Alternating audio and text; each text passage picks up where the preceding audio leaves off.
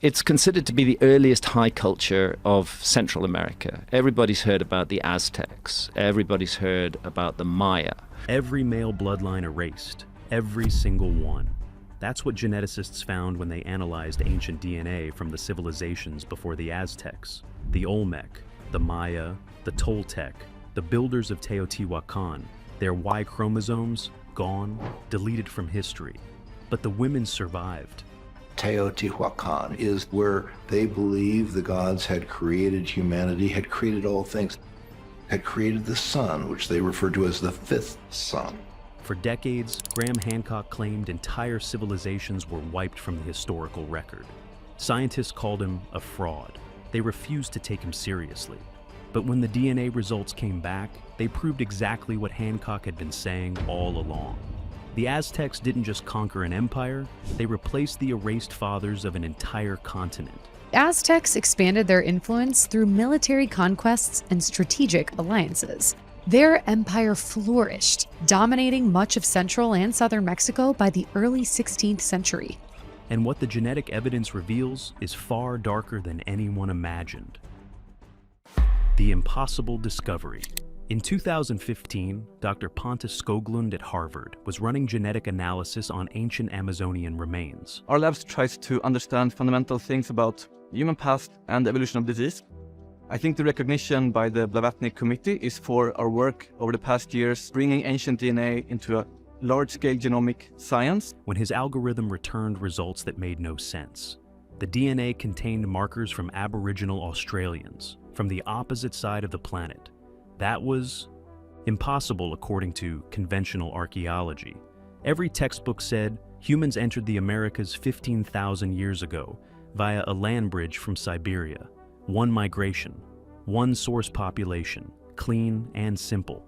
This was the story taught in every university, repeated in every documentary, displayed in every museum exhibit. No mysteries, no complications. But this Australasian signal predated the Siberian migration entirely. The Aztecs say they started from this place up in the north called Chiquimostak. It was a cave, and inside that cave it had 7 different caverns. And there were said to be 7 different tribes. It came from across the Pacific Ocean. It shouldn't exist. Dr. Skoglund checked his data 3 times. The signal remained. And get this. The signal doesn't appear uniformly across the Americas. It's concentrated in the Amazon basin while nearly absent elsewhere. That pattern tells a disturbing story. A story of populations that were once widespread but were replaced, absorbed, eliminated. Wave after wave of newcomers arrived, mixed with existing populations, and erased those who came before. Graham Hancock had argued this exact pattern for years. Scientists dismissed him as a pseudoscientist. They mocked his theories publicly, but now the DNA was backing him up. And nowhere is this disturbing pattern more evident than in Mesoamerica, the land that would eventually become the Aztec Empire. The Erased Fathers. When Dr. Maria Avila Arcos at Mexico's National Autonomous University analyzed Y-chromosome data from ancient Mesoamerican remains, she had to step away from her computer. The fluorescent lights hummed overhead. Her coffee went cold. She ran the analysis again, then a third time, hoping for different results. The results didn't change. They couldn't. The male lineages of the Olmec, the builders of Teotihuacan, the early Maya, the Toltec, all of them had vanished from the genetic record. And it's a tragic end because they failed because of enemies they didn't know and had no idea how to deal with. Not diminished, gone, every single one. The Y-chromosomes that should have passed from father to son for hundreds of generations had simply stopped. Like bloodlines cut with a knife. Like someone had gone through the genetic record with a black. A marker and deleted entire family trees. But here's the deal. The female lineages persisted. Maternal DNA survived across every collapse. Women were absorbed into new populations, married into new communities, carried their genetic heritage forward through daughters and granddaughters. The men, the fathers, warriors, kings, deleted from existence. This wasn't gradual blending over centuries. The breaks coincided exactly with moments of civilizational collapse. Sudden, violent, complete. If you want to keep uncovering secrets buried in ancient DNA, hit subscribe now, because this is just the beginning. The Teotihuacan Massacre. One example stands above all others: Teotihuacan. At its peak, this city housed over 125,000 people. Rivaling Rome in population and grandeur, its pyramids still stand today, silent witnesses to something terrible. Its influence extended across all of Mesoamerica. Trade goods bearing its symbols have been found hundreds of kilometers away. The Aztecs, arriving centuries later, believed it had been built by gods. They named it the place where men became gods. They were so pale. Some of us believed they were messengers of the gods. Then around 550 AD, Teotihuacan fell, and what the DNA reveals reads like a crime scene report. Temples still smoldering, blood soaking into plaza stones. Monuments deliberately destroyed with fury suggesting hatred, not just conquest. Statues defaced, sacred spaces burned, and within a single generation, different men walking through those same streets. Different Y-chromosomes, different fathers, different bloodlines entirely. The genetic signature didn't shift gradually. It changed overnight, almost completely.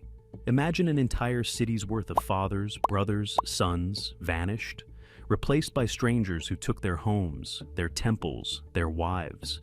The women remained. Their mitochondrial DNA shows continuity across the collapse. They survived, absorbed into whatever new order emerged. But their husbands, fathers, sons, replaced systematically, completely. Dr. Andreu Moreno Estrada at Mexico's National Laboratory of Genomics described the data as watching a crime committed in genetic slow motion. The Olmec heartland shows identical patterns. Maya sites reveal the same breaks coinciding with the classic Maya collapse. Toltec signatures vanish after their empire fell. Each civilization experienced the same fate. Basically, someone was systematically eliminating men while preserving women for thousands of years across an entire continent. And that's putting it lightly. War explains part of it. Ancient armies killed men and took women as captives or wives. Over time, this erases Y chromosomes while maintaining maternal DNA. Conquerors become fathers. The conquered become genetic ghosts. But the scale of what happened in Mesoamerica? This wasn't ordinary warfare. This was a recurring nightmare replaying across centuries. Each collapse created a genetic vacuum. Each vacuum filled by newcomers who dominated, until the next wave arrived and erased them too. But wait until you hear who stepped into the final vacuum. The Aztec genetic conquest. The timing of the Aztec arrival looks almost too perfect to be coincidental. According to their own histories, the Mexica wandered for generations before finding home. They claimed origin from a mythical place called Aztlan, guided by their god Huitzilopochtli to seek a specific sign. An eagle perched on a cactus eating a snake. They found it on an island in Lake Texcoco in 1325, founded Tenochtitlan, and began their meteoric rise to power. Here's the deal though. When the Aztecs arrived, they were walking into a genetic graveyard. The region had been destabilized by centuries of violence and collapse. Male lineages of earlier civilizations had been shattered beyond recognition. Surviving populations were fragmented, their paternal ancestry broken and replaced multiple times over. Some researchers now whisper about whether the timing was truly coincidental, or whether the Aztecs somehow knew the genetic landscape had been cleared for them, whether their centuries of wandering was actually strategic positioning. Here, in a highlands plateau, lies the enormous archaeological site of the ancient city of Teotihuacan. Whether they waited until the ground was prepared and the competition eliminated, we can't prove it, but the coincidence is deeply disturbing. Into this fractured landscape came the Aztecs with their intact Y chromosomes. Their male lines hadn't been shattered by conquest. They hadn't been absorbed and diluted over time. They arrived as a coherent genetic unit, fresh blood entering a land of broken bloodlines ready for new fathers. And they moved fast, terrifyingly fast. Within 2 centuries, they built one of Earth's largest cities. Tenochtitlan was bigger than London or Paris at the time. When Spanish conquistadors first saw it rising from the lake in 1519, they thought they were hallucinating. Bernal Diaz del Castillo wrote that soldiers asked whether the things we saw were not a dream. Causeways stretched across water connecting the island to the mainland. Aqueducts carried fresh water for miles. Floating gardens called chinampas fed hundreds of thousands. Massive pyramids dominated the skyline, their steps still stained from fresh sacrifices. But what they built on those erased bloodlines? That's where this story turns into a horror movie. As the Aztecs expanded, their male lineages spread across central Mexico like genetic wildfire. They married women from conquered populations, blending their Y-chromosomes with the maternal lineages that had survived earlier collapses. Within just a few generations, Aztec paternal ancestry became dominant across their entire growing empire. This wasn't just political conquest, it was genetic conquest on a continental scale. Dr. Alexander Ioannidis at Stanford analyzed city-states that fell under Aztec control. The Y-chromosome shifts following conquest were dramatic, sometimes occurring within a single generation.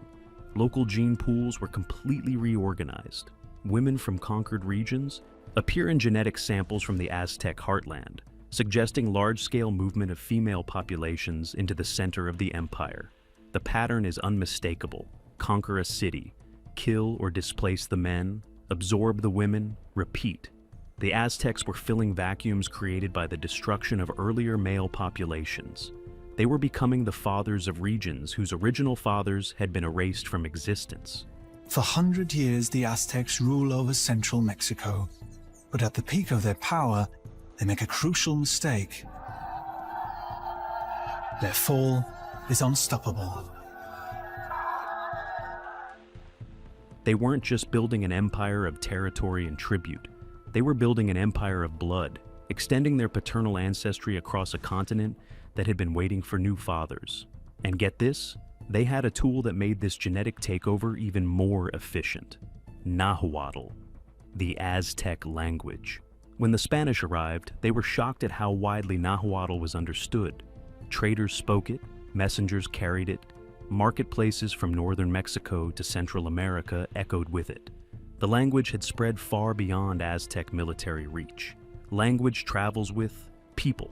Wherever Nahuatl went, Aztec genes followed. Merchants, soldiers, administrators, priests, each group carried their genetic heritage along with their vocabulary. DNA confirms this pattern. Regions connected by Nahuatl trade routes show genetic mixing consistent with long-distance movement and intermarriage. The Aztecs weren't just conquering territory, they were systematically rewriting the genetic code of an entire civilization. Hancock vindicated. It's not that simple though. The story goes much deeper than the Aztecs. The Australasian signal that started this entire investigation, it's ancient, far older than the Aztecs, older than the Olmec, older than any known Mesoamerican civilization. It represents contact or migration at the very dawn of human presence in the Americas, possibly 15,000 years ago or more. The pattern of genetic replacement wasn't unique to recent history. It was a recurring process from the very beginning. For at least 15,000 years, populations were constantly rewritten. The genetic slate wiped partially clean over and over, wave after wave of newcomers arriving, wave after wave of men being erased. The Aztecs were just the most recent chapter in a story of perpetual erasure. Graham Hancock argued for decades that civilizations were erased from history, that the past is far more violent and strange than textbooks admit, that entire peoples vanished and were replaced, evidence buried or ignored by mainstream archaeology. They called him crazy, called him a fraud, refused to take his theories seriously. The DNA proves entire bloodlines were erased, systematically, repeatedly, across millennia. Not metaphorically, literally. Genetic signatures of fathers and sons cut off and replaced over and over for thousands of years. Exactly what Hancock predicted. What happened to the men of Teotihuacan? Who killed them? Who replaced them? What forces drove these cycles of genetic replacement? Why did Aztecs arrive precisely when their intact male lineages gave maximum advantage? These aren't academic questions anymore. They're crime scene questions. Dr. David Reich at Harvard put it bluntly. We're only beginning to understand the true violence embedded in human genetic history. Violence leaving its signature in every sample. Violence written into the blood of survivors. Violence that mainstream archaeology refused to see, until the DNA made it impossible to ignore. The difference between Aztecs and predecessors? The Aztecs were interrupted. Spanish arrival in 1519 ended their expansion. European diseases decimated their population. European weapons destroyed their military. European colonization dismantled their empire before they could complete their genetic conquest. But their genetic legacy survived. Millions of people today carry Aztec ancestry, bloodlines that spread across Mesoamerica during their brief century of dominance. The genetic empire they built in just 100 years survived 500 years of colonization, disease, and deliberate cultural destruction. The Spanish burned their books, destroyed their temples, banned their religion, but they couldn't erase the DNA. Aztec Y-chromosomes are still there today, still dominant, still marking the genetic landscape of Mexico and Central America. Hancock asked uncomfortable questions for decades. He suggested official history was incomplete, that catastrophic events erased evidence, that migrations occurred that mainstream archaeology refused to acknowledge.